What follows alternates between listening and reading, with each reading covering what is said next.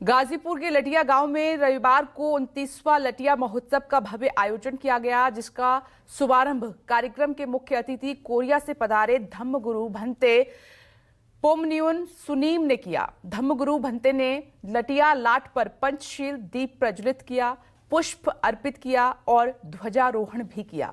ये भी बताया कि कैसे सम्राट अशोक ने बुद्ध के शांति और अहिंसा के संदेश को दुनिया के कोने कोने तक पहुंचाया।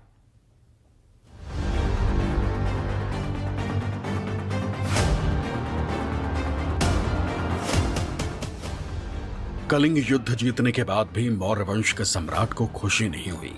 जानमाल के भारी नुकसान ने सम्राट को शोक में डाल दिया। भीषण रक्तपात ने सम्राट का हृदय परिवर्तन कर दिया। सम्राट अशोक बुद्ध की शरण में आ गए, अहिंसा के पुजारी हो गए।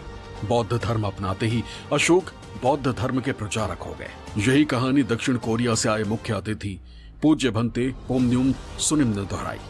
अनुयायियों से यह सवाल भी दागा कि क्या आप भी ऐसा करेंगे। सबने हाथ उठाया, पूज्य भंते का अनुरोध स्वीकार किया।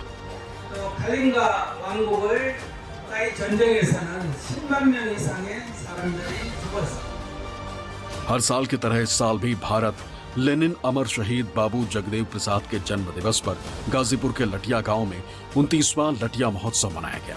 सम्राट अशोक क्लब की देखरेख में हुए इस महोत्सव में स्थानीय लोगों के अलावा पूर्वांचल, बिहार, उत्तराखंड, दिल्ली और देश के कोने कोने से बौद्ध धर्म के अनुयायी पहुंचे। एसडीएम अभिषेक कुमार ने लटिया गांव के अशोक स्तंभ पर दीप जलाकर कार्यक्रम की शुरुआत की।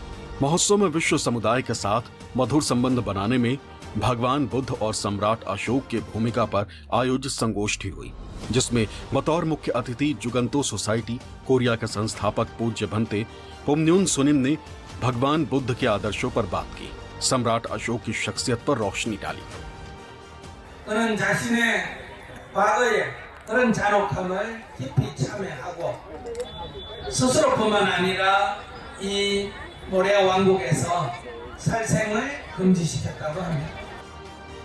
वक्ताओं ने कहा कि लटिया गांव का स्तंभ सम्राट अशोक के इतिहास को बतलाता है। ये याद दिलाता है कि सम्राट अशोक ने पूरी दुनिया में शांति का संदेश दिया। भगवान बुद्ध शांति के पुजारी हैं। जैसे संविधान और राष्ट्रीय ध्वज हमारी शान है, तो अशोक स्तंभ हमारी पहचान है।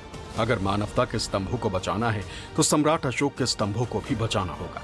उनके संदेशों को जन जन तक पहुंचाना होगा।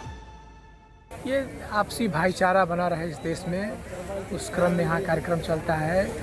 साउथ कोरिया, पाकिस्तान का, और भिक्षु और धम्मावलंबी आते हैं।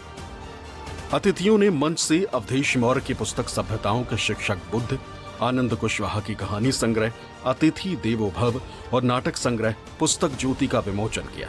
राष्ट्र की एकता और अखंडता की शपथ भी दिलाई। Bureau report, news 24।